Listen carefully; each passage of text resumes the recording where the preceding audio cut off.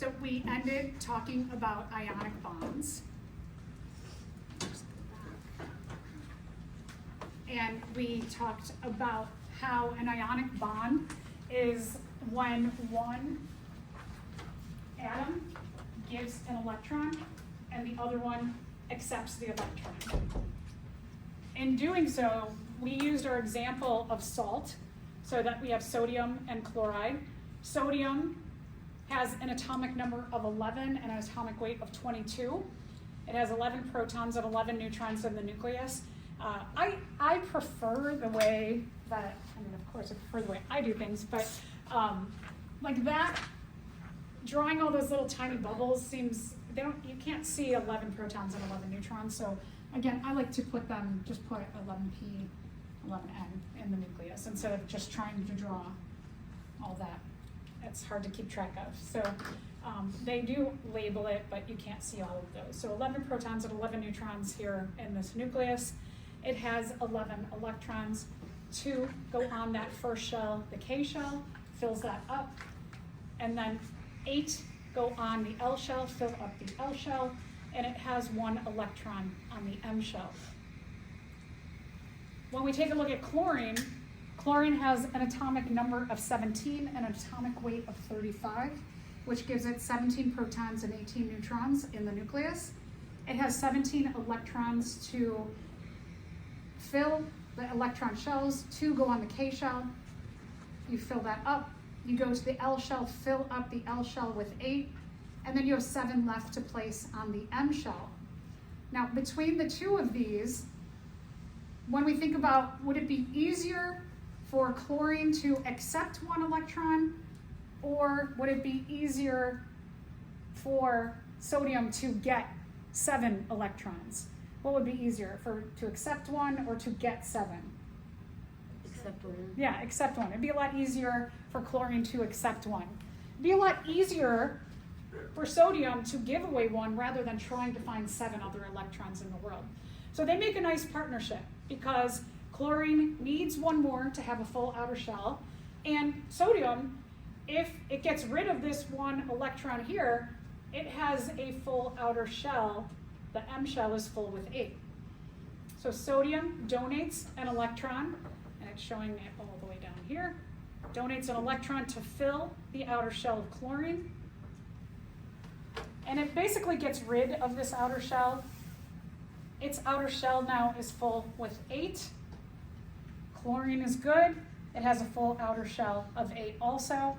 However, sodium, when it gives away this 1 electron here, it has 1 less electron.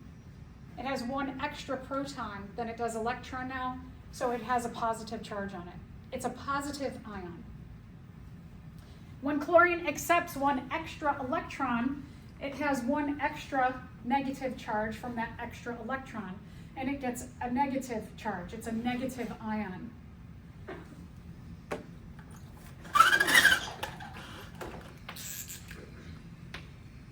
So I would put the negative charge over here, showing that the ionic bond is the attraction of the positive ion for the negative ion.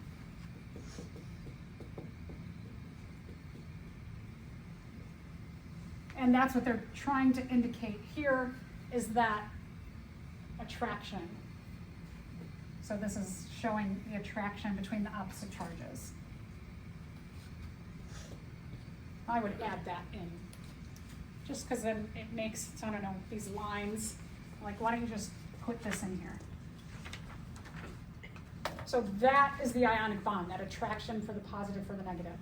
Remember that ionic bonds are not very strong bonds. What can happen is that any given time, sodium can say to chloride, hey, give me back that electron. I'm going to go and bond with somebody else. And so it can take back its electron, and then they go off and do their thing and try and bond with someone else. The goal of bonding is so that every atom has a full outer shell. Having a full outer shell gives the atom stability. That's why all of these different atoms or electrons, atoms or elements bond, is because they're looking for stability.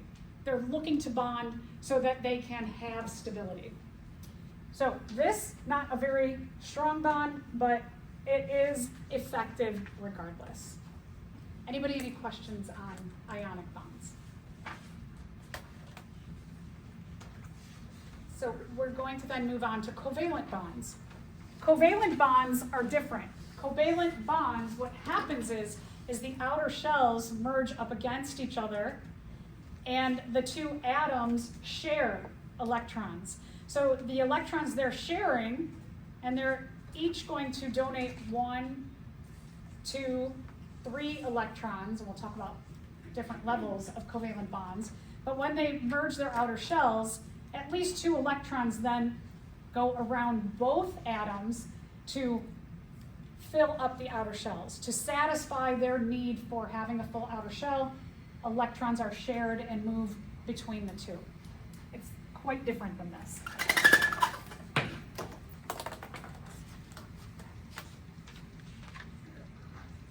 All right, so a covalent bond is the sharing of a pair of electrons.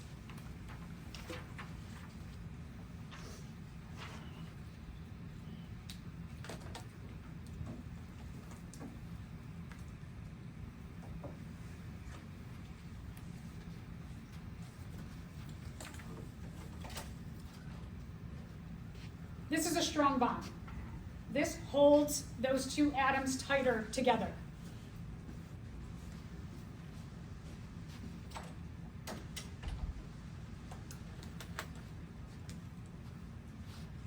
We can have single, double, triple covalent bonds.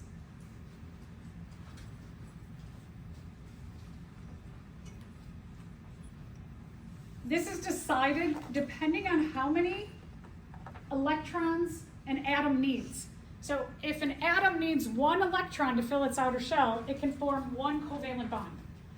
If it needs 2, it can form 2 covalent bonds. If it needs 3 electrons, it can form 3 covalent bonds. Carbon. Carbon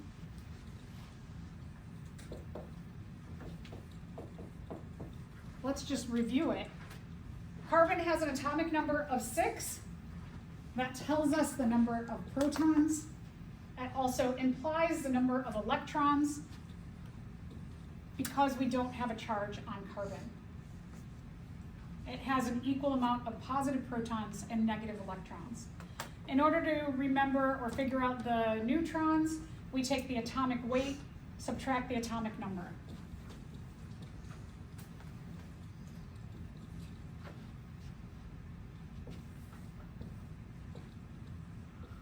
We put our 6 protons and 6 neutrons in the nucleus. We have 6 electrons to place. We're going to fill up our L shell with 2 electrons.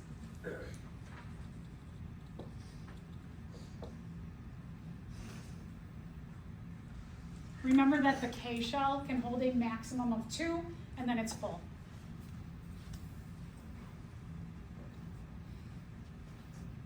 We're going to put the rest of the electrons on the L shell. The L shell can hold up to 8, but we only have 4 more. So we're going to put 1, 2, 3, 4 electrons.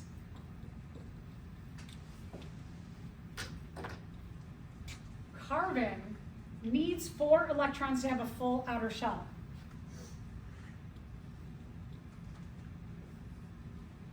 Because it needs 4 electrons, it can form 4 covalent bonds.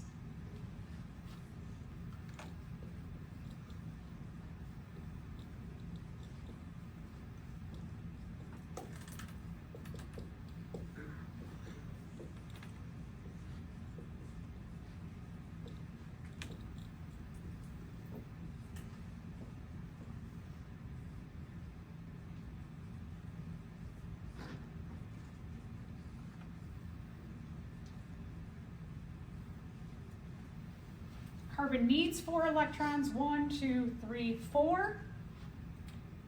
Because it needs 4, it can form 4 covalent bonds.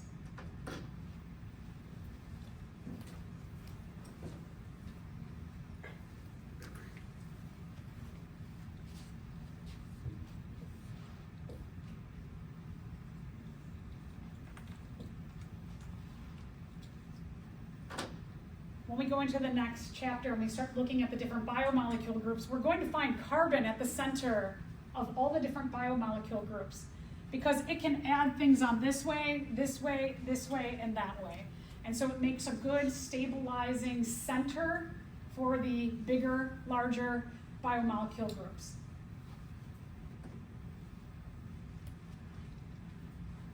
We're going to look at two types of covalent bonds. Non-polar covalent bonds. I know all these different terms in biology and science can be overwhelming, but try to look at what does this mean? Non means no, right? No, non, not. Polar. Let's think about the word polar. Polar means two different sides. So like the Earth has two different sides, right? A North Pole and a South Pole. If somebody has bipolar disorder, they have like an up time of their personality, they have a down time of the personality, opposites. So polar means opposites. It's a word we all know. Non-polar, not opposite. So if something is not two different sides, it's the same. So a non-polar covalent bond means you have two of the same atoms involved in this kind of bond. So it has two of the same sides, they're equal.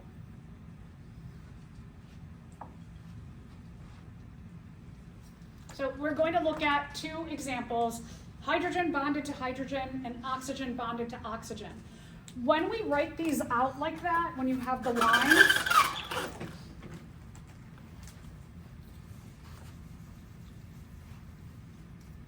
the lines are telling us a number of things.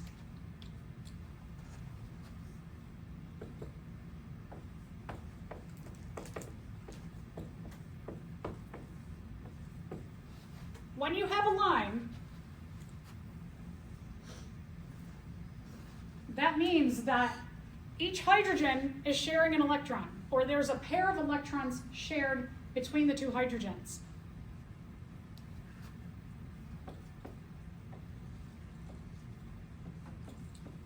You can think about it like that.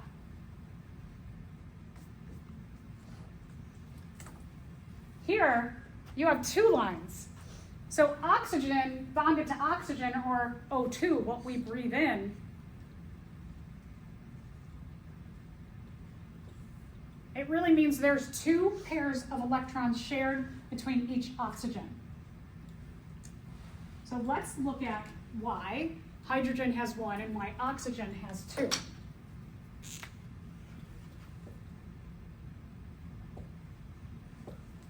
All right, hydrogen. Hydrogen has an atomic number of 1 and an atomic weight or mass of 1.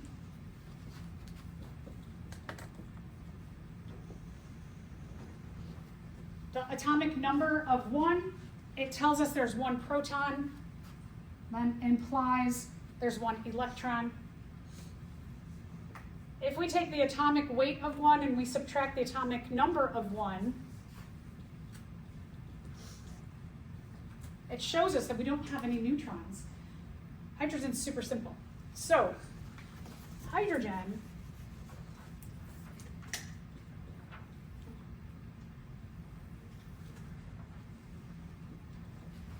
we have one proton in its nucleus and one electron in its K shell.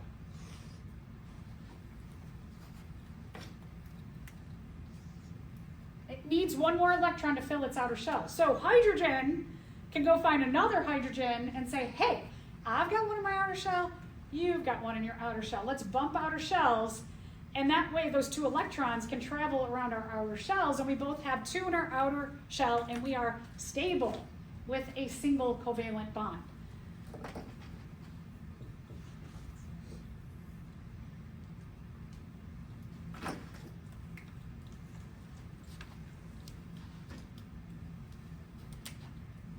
So with our two little hydrogens, this one says, I'll share my one there if you share yours here. And what they become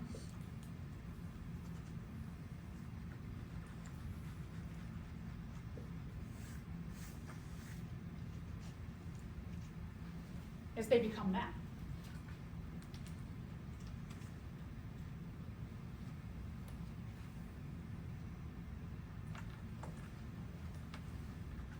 what we call this, and just like this is a little more representative, right? We've got our two little dots here, our two electrons that are shared here.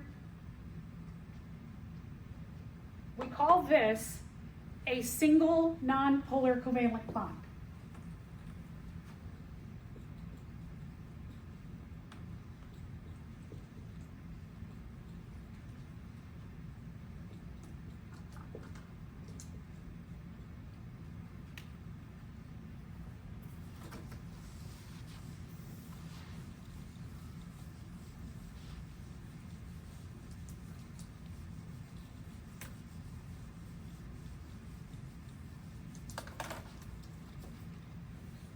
These electrons can essentially just go like in a figure eight around each of their outer shells to make them both stable in this bond. This is a lot harder to pull apart than an ionic bond. An ionic bond, one's giving and one's taking, and they can just like give it back, okay? They've got to undo this merging of their outer shells, so it's a bit of a stronger bond. So let's take a look at oxygen.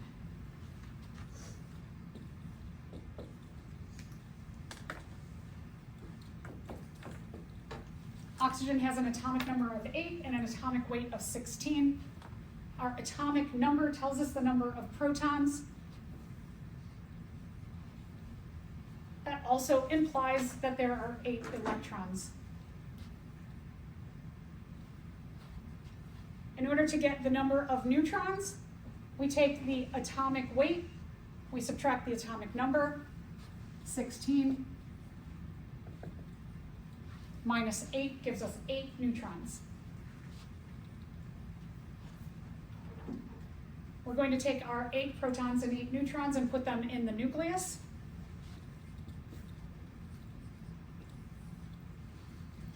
And then we're going to start filling in our 8 electrons. We'll start by filling in 2 in the K shell.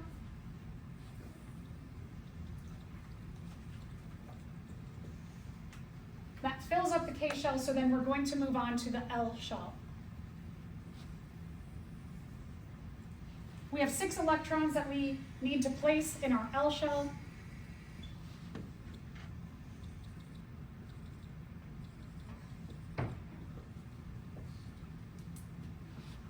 And that's our oxygen.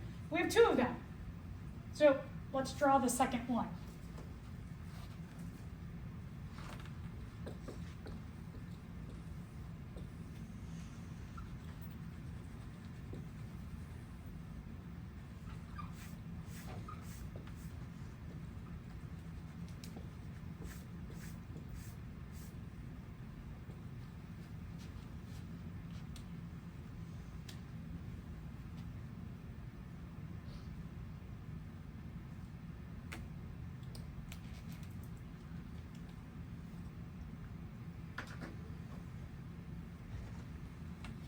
Let's take a look at oxygen again. How many electrons does oxygen need to have a full outer shell? 2. Good, it needs 2 more. So each of them needs 2. So oxygen looks at another oxygen and says, hey, I need 2, you need 2. What if we each share 2?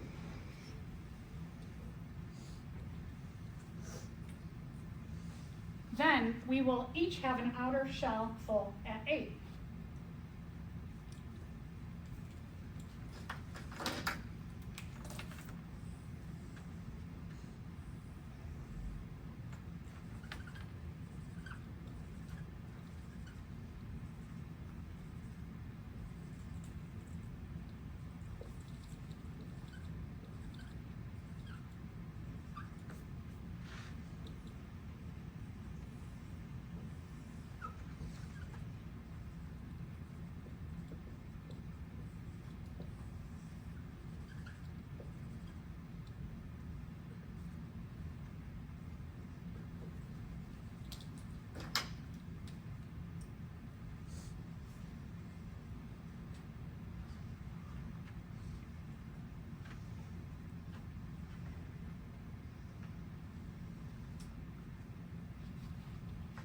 we have the sharing of two pairs of electrons. Like that again. So what that makes this here is this would be a double nonpolar covalent bond.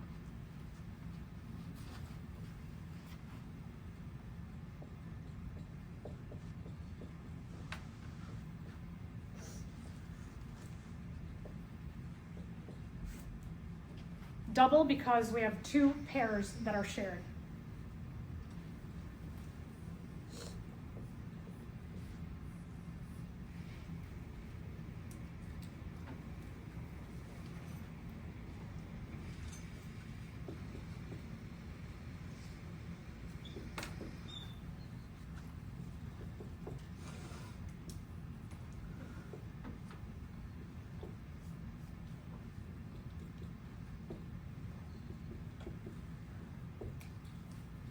Nitrogen makes a triple.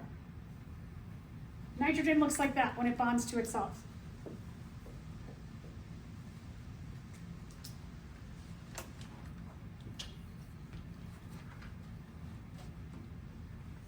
Nitrogen has an atomic number of 7 and an atomic weight of 14. It has 7 protons, 7 electrons, and 7 neutrons.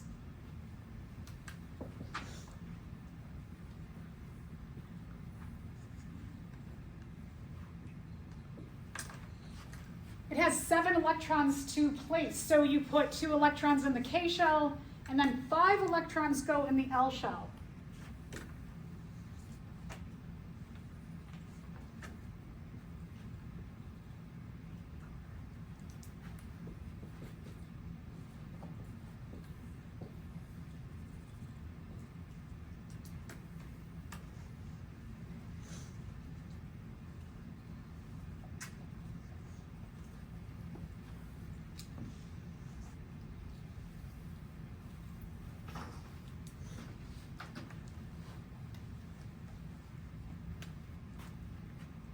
So if they have 5,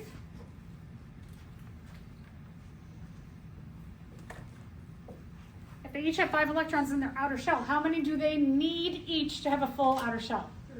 3, good. So they each need 3. 1, 2, 3. 1, 2, 3. Thank you. I did walk through that. Okay. So, 1 nitrogen is sharing 3, and the other nitrogen is sharing 3. So that we get that there. This we call a triple nonpolar covalent bond.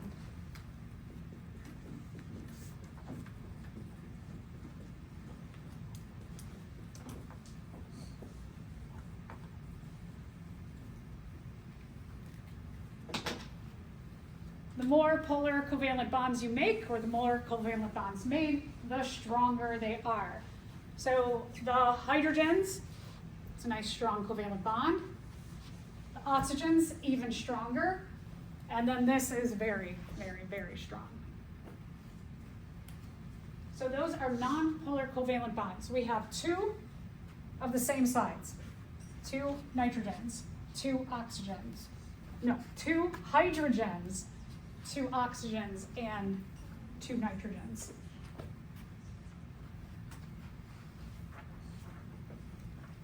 Anybody, any questions? Does it have to be like the same element? In the case of non-polar covalent bond, yes. But then we will have polar covalent bonds, which will be different. Yeah, good question. So yes, when it is non-polar, it means the same side.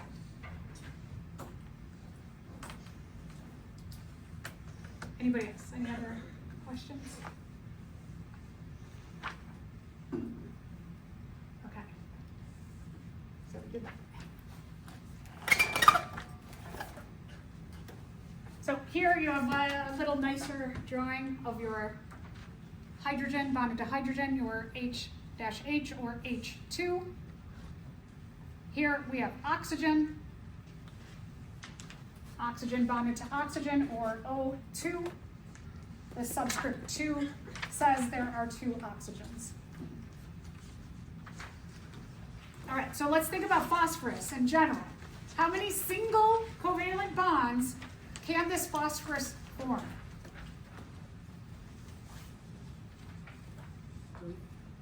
Good, I heard 3. What we see here, well, maybe. Okay, what you see here, up here it says 5 electrons. It has 5 in its outer shell. It needs 3 electrons to fill its outer shell, so therefore phosphorus can form 3 covalent bonds.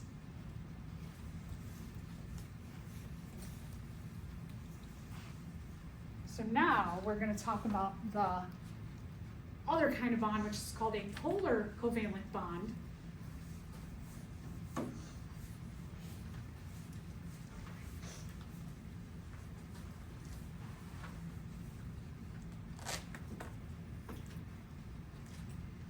Polar means opposite, 2 different, opposite sides, not alike. So we have 2 different sides to this compound. We're going to take a look at water.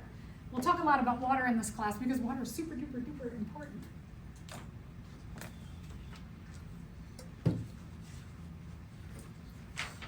All right, so let's see, put a hydrogen back here.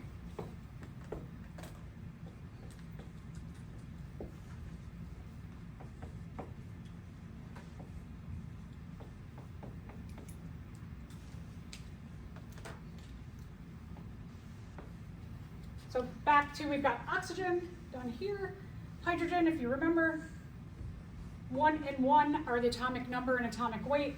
The atomic number tells us 1 proton, which implies 1 electron. And we have 1, the atomic weight, minus 1, the atomic number. 1 minus 1 gives us 0 neutrons.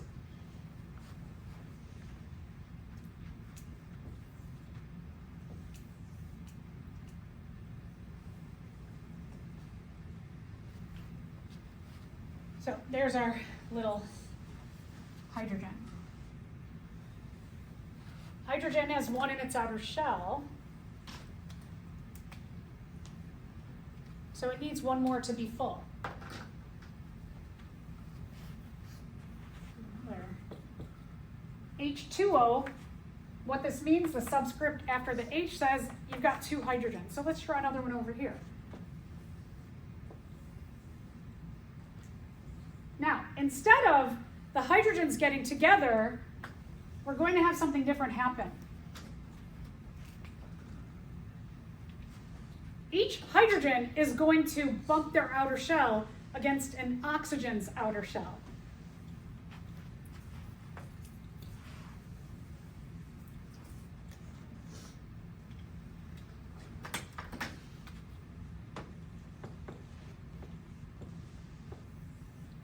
Oxygen has 8 protons, 8 neutrons, 8 electrons. We're going to put 8 protons and 8 neutrons in the nucleus.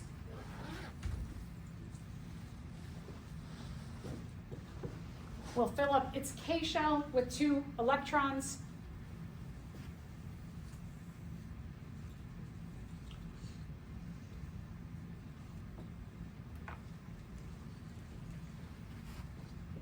And we'll put the other 6 electrons in the outer shell of L, the L shell.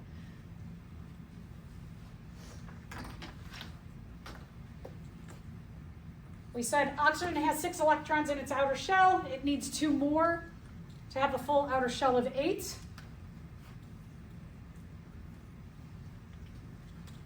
So,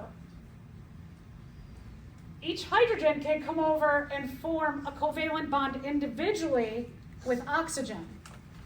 So if we look at our first hydrogen here, our first hydrogen is like, hey, I have 1 electron, you need 2. How about I share 1 of mine with you? And oxygen's like, cool, I'll share 1 of mine with you. And another hydrogen says, I'll do that too. Me too. I want in on this.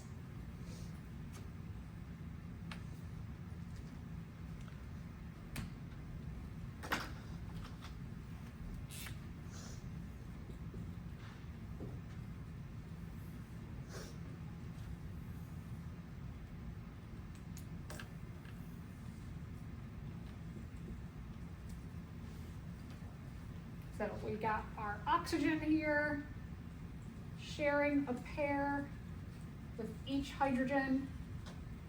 Also has 4 other ones.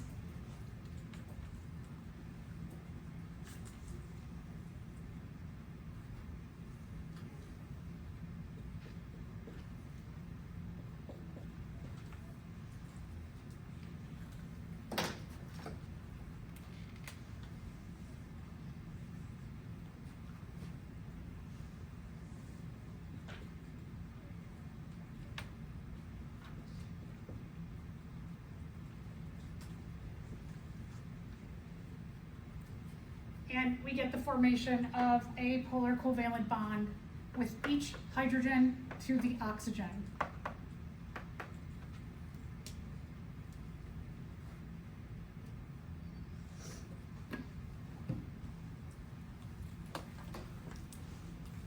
There are 2 reasons we call this polar.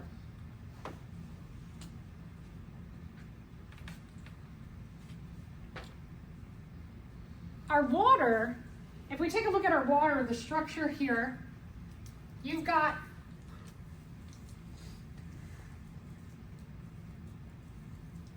an oxygen side and you've got a hydrogen side.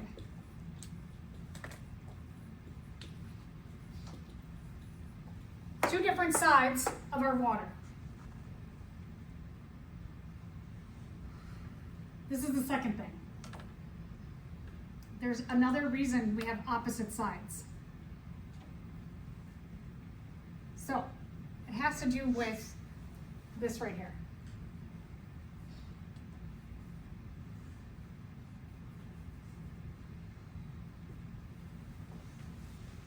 Our oxygen side has 8 protons in the middle. So the electrons, remember that positive is attracted to negative. We've got these 2 little positives over here by themselves. On this side, on the hydrogen side, you have 2 positive charges. On the oxygen side, we have 8 positive charges. This greater positive part of oxygen is going to do this like attraction of all of the electrons to oxygen's nucleus. And so what I mean by that is negative electron attraction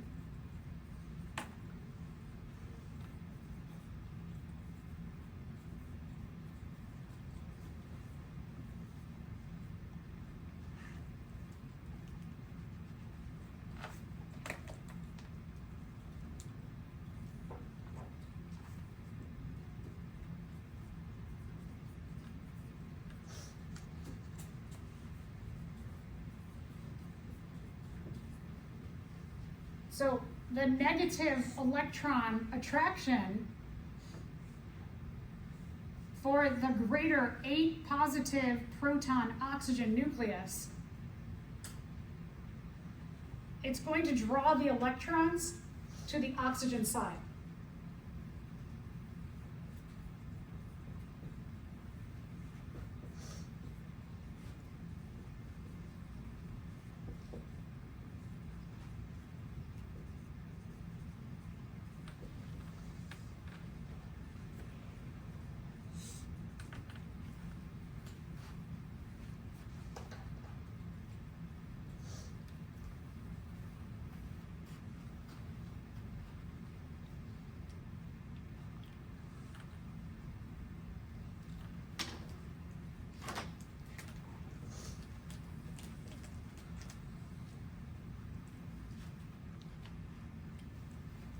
The electrons will not leave their energy shells. They stay on their energy shells. They're just drawn over here, like they're drawn. Look out here. If these electrons are drawn to this side of the water, what is left hanging out on this side? What kind of charge? Positive. So these two positive protons are hanging out on the hydrogen side. What this all does is it gives the oxygen side that.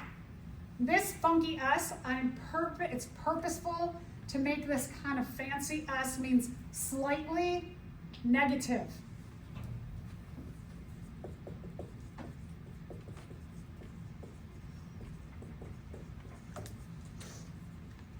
So that fancy S means slightly. And since the electrons are more attracted to oxygen's positive center, and now you've got 10 electrons drawn here, as opposed to 8 protons, it gives the oxygen side just a little tiny bit of a negative charge. Not a full charge, just a little bit.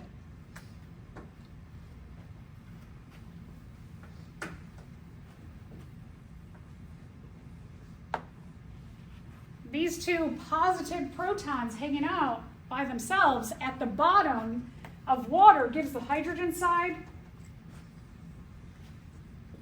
a slightly positive charge.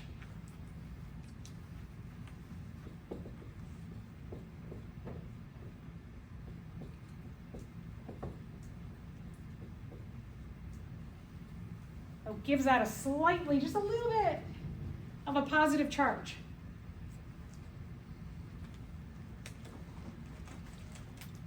Those are the two reasons that we call water a polar molecule or compound, polar compound.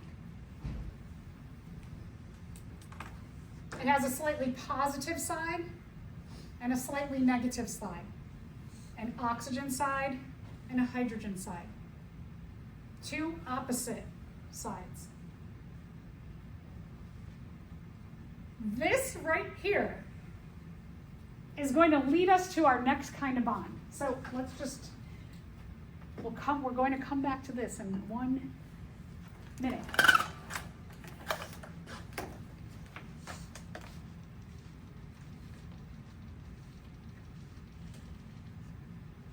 Okay, so we did that. We drew out our water.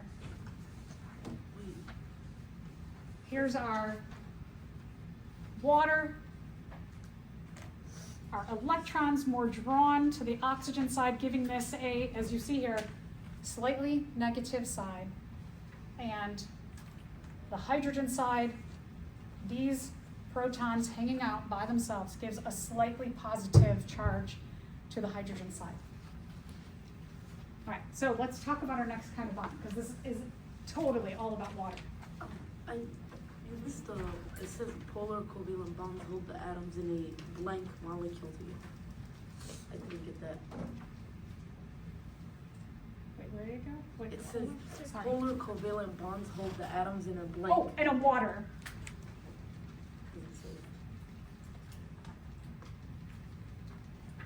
Here, polar covalent bonds hold the atoms in a water molecule together. Sorry, thank you for pointing that out. I glanced right over that, glossed over. I sometimes go fast, so please always slow me down. Okay, anybody any questions about water as an example of a polar covalent bond? Polar covalent bonds. Okay, now we're going to build on this. We're going to look at hydrogen bonds. Hydrogen bonds have that attraction of opposite charges.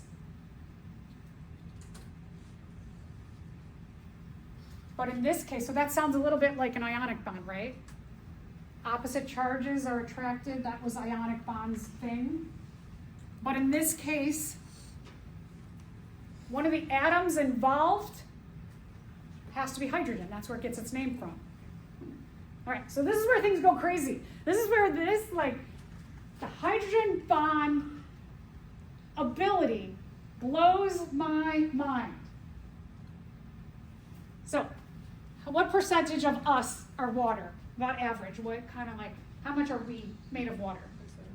Yeah, about 70, somewhere, any cell, I'd say 70 is a good average. Some cells 90%, some cells 60%. So yeah, we're about 70% water. Okay, wait, think about that. Think about that. We're 70% water. How do we become a solid if we're 70% water?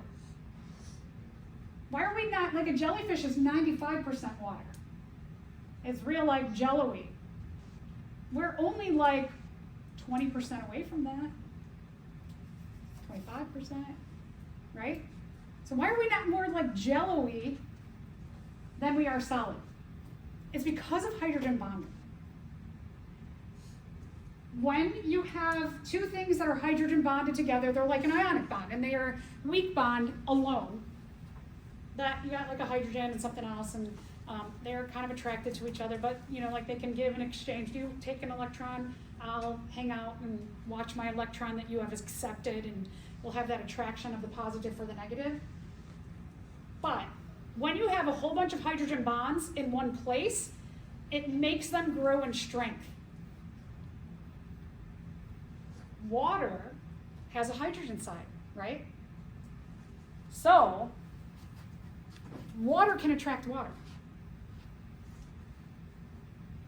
When waters are attracted to water, but also attracted to our other biomolecules like proteins and fats and nucleic acids, also get involved in this.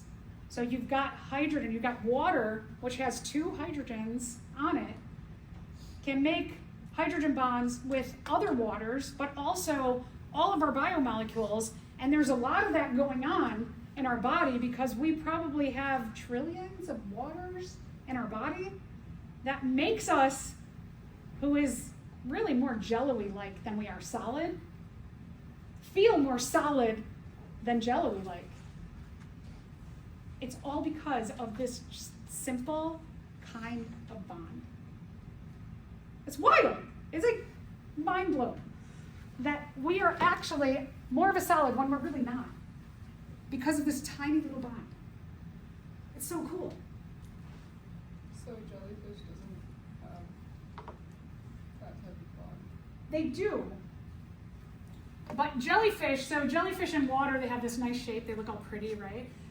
When you take them onto land, they don't completely fall apart into individual molecules. They still stay grouped together, but gravity like really smashes down on their jelly-like abilities, and they become a lump of jelly, but that lump of jelly doesn't separate, right? So the hydrogen bonds of all that water, that 95% water, still holds them in a goop. So it's like that 5% left that's like in the Yeah, Gotcha. yeah. It's pretty wild. So together, lots and lots and lots and lots and lots of them, really, really strong. Make us have a very strong, more solid structure. Make us able to defy gravity. I'm not going to sing the song.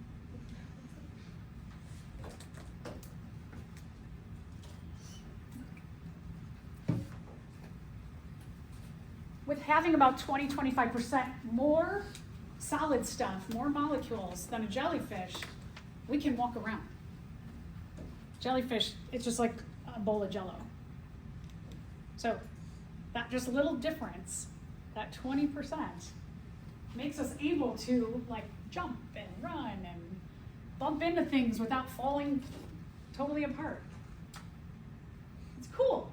It's wild.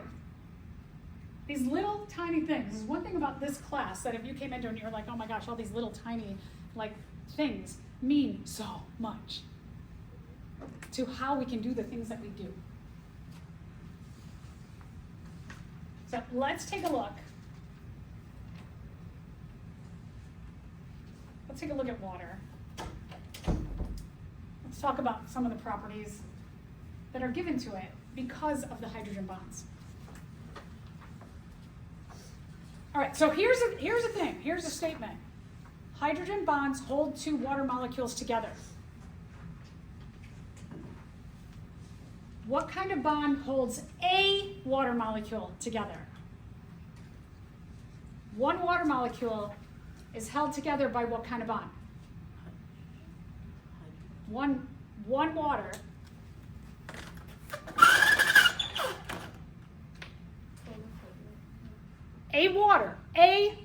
One water is held together by polar covalent bonds. Two waters are held together by hydrogen bonds. Not much difference in those two sentences, but there's a lot there. Two waters are attracted to one another by hydrogen bonds. To make a water, you need a polar covalent bond. I am going to guess those are going to be 2 questions on your exam, and they are going to be back to back. Pavel's shaking his head. So make sure you understand those 2 sentences and the difference. We will also have questions in a little bit about them again.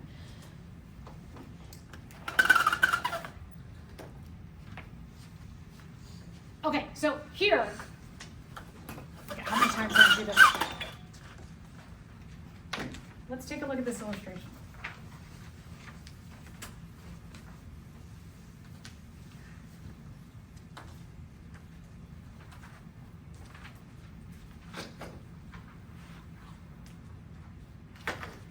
Okay, so our water here, this little water here,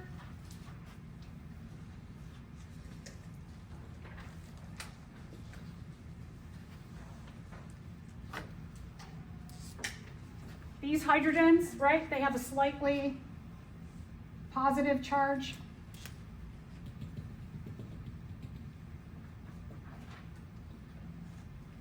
The attraction of the slightly positive of this water and the hydrogen side of that water for the oxygen side of this water having a slightly negative charge, that is the hydrogen bond.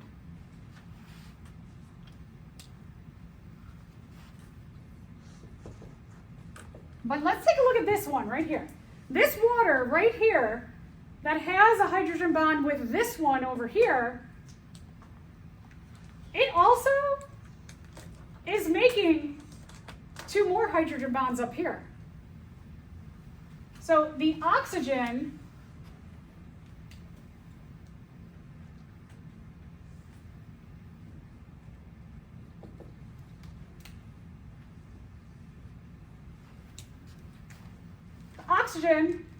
for another water's hydrogen is making a hydrogen bond over here. And then its second hydrogen here, which has a slightly positive charge, is getting together with a third water's oxygen.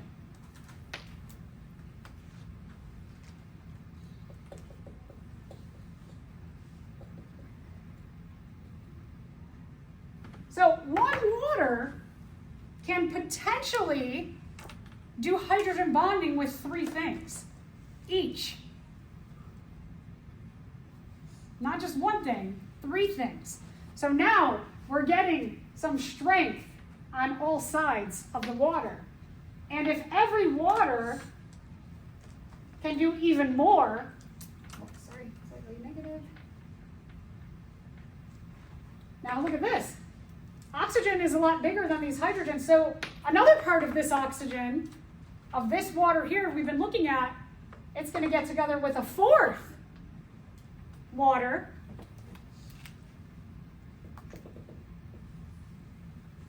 And now you see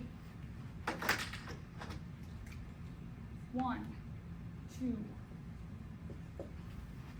But this water right here can do 4. And if every water does 4 and 4 and 4, and if some of these, let's say this over here,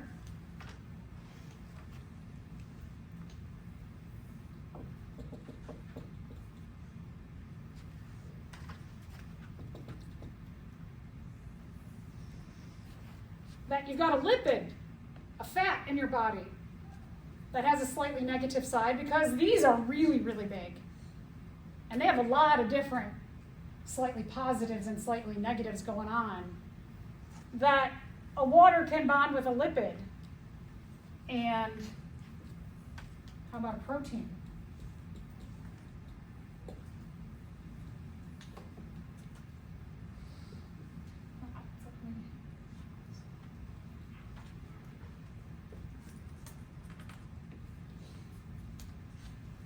And then we could have another thing over here. So the hydrogen bonds don't just have to be between waters, but they start to become between other structures that we have in our body also. And just think this wrapping goes round and round and round and round and round and round and round and round and round and round and round. So the possibilities of these hydrogen bonds forming in us is just limitless to an extent.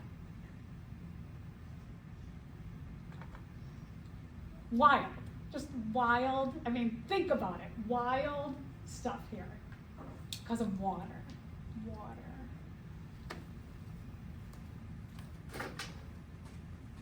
Think about this. 100% water in here, right? 70% water. 30% difference that we are not a puddle. Just a 30% difference. That's not much. 30 cents on the dollar, right? Not much. Because of this. Pretty fantastic. So that's hydrogen bonding. It's one of the properties, the powers of water. I always say, don't underestimate water. It is powerful. And whether you're talking about in our bodies and being hydrated, my kids all the time, one of my kids, he has his water bottle. Depending on which water bottle we send him to school with, he will only drink cold water. So if he finishes his cold water and there's no more ice, he will not drink the water at school because it is not cold enough. And someday, there was one day he came home, it was very hot outside and they had recess outside. He comes home and he is just like, he looks not right. I'm like, what is wrong with you? He was like, I don't feel good, I got a bad headache. His lips were kind of like grayish. I was like, you're dehydrated. Last time you peed, and he's like, oh, I haven't peed all day. And I'm like, oh, come on. So I know he's totally dehydrated, right? Because he doesn't want to drink tepid water. Not even, he said it wasn't even like tepid. It was just like not cold enough. I'm like, dude, come on. Gotta drink water. He had a terrible headache all night. Terrible headache. Felt horrible. Looked horrible. Because of water. Because of water. You didn't have enough water. So, same thing. Like, you're on the ocean. I like to go in the ocean. And captains, they have a lot of respect for water, right? It's powerful. Water is powerful. Powerful in us. Super powerful in us. Okay, let's talk about other properties of water. Water's cohesive. It sticks. Water sticks to water. Cohesion means water sticks to itself.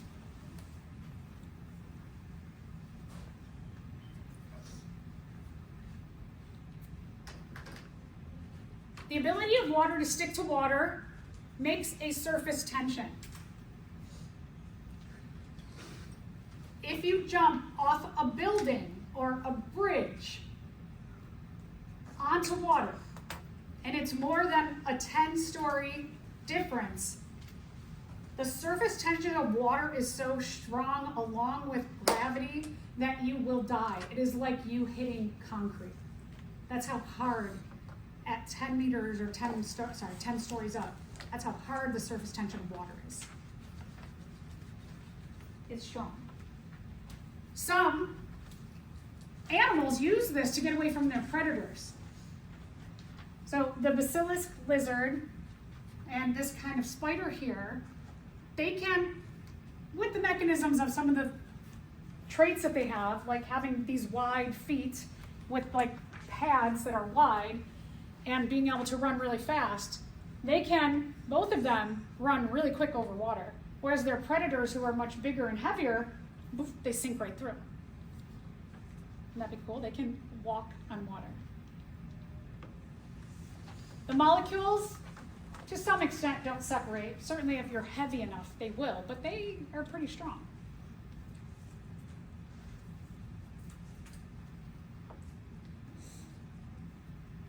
I'm sure all of us at one point have filled a cup with more liquid than the cup can hold. And it makes a little dome over the top. Oh, wait, I'm not there yet. Okay, so water also, trees like this can be 300 feet tall.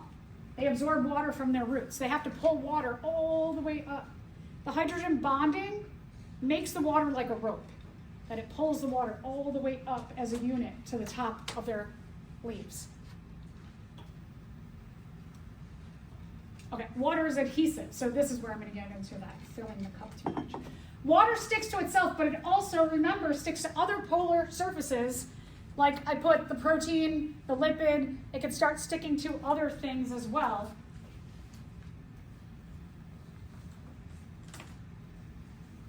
So glass, there's a little polarity to it. Not only does water stick to itself, but it can also stick to the glass. So those two properties of water are working together that allow you to fill that cup just a little bit more than it can hold.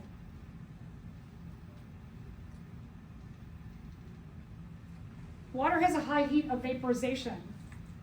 It takes a lot of heat energy to make water go from its liquid form into its gaseous form, into a vapor form.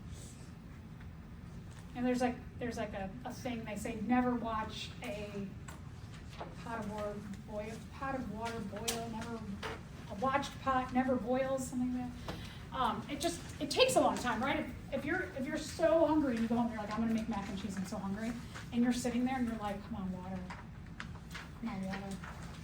It doesn't instantaneously boil, right? It takes a bit of energy to go from that liquid form to starting making vapor, that vapors can come off. So it takes a lot of energy. This is why the Earth is quite interesting and unique amongst the other planets in our solar system. We have just the right position from the sun that the sun energy, the heat, doesn't boil all the water on the Earth, so it's way too hot for living things. It allows for the majority of water on the Earth to stay in a liquid form or in a frozen form so that we can exist here. But it allows just enough heat so that we have evaporation and precipitation to also allow for all of our autotrophs to get enough water that they need to undergo photosynthesis. That's wild too. Like, evolution's a crazy thing, and then just the position of the Earth, the right position is just the right place for us to have enough heat but not too much.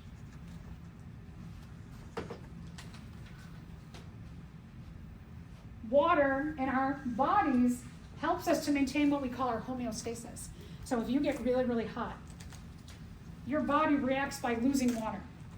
And the reason why you sweat is because that water comes out of your pores, and our body, which has gotten hotter than 98 degrees, has gotten hot enough to make some of that sweat leave as vapors. And when it leaves as vapors, it takes heat off of us. The act of sweating is a defense mechanism so that we do not overheat. What happens if we overheat our bodies? We die, right? So it's good that we have a cooling mechanism. We're going to stop at this question. I can read it up early, but I don't know.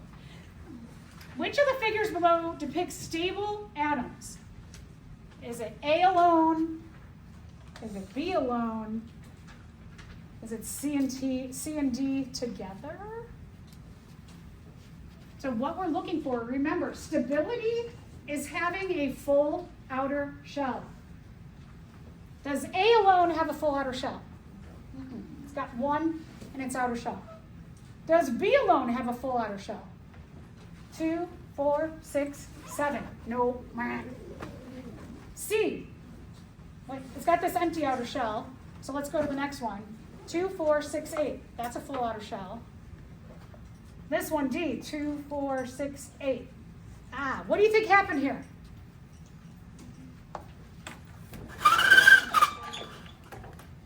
I think one gave away an electron and one accepted an electron.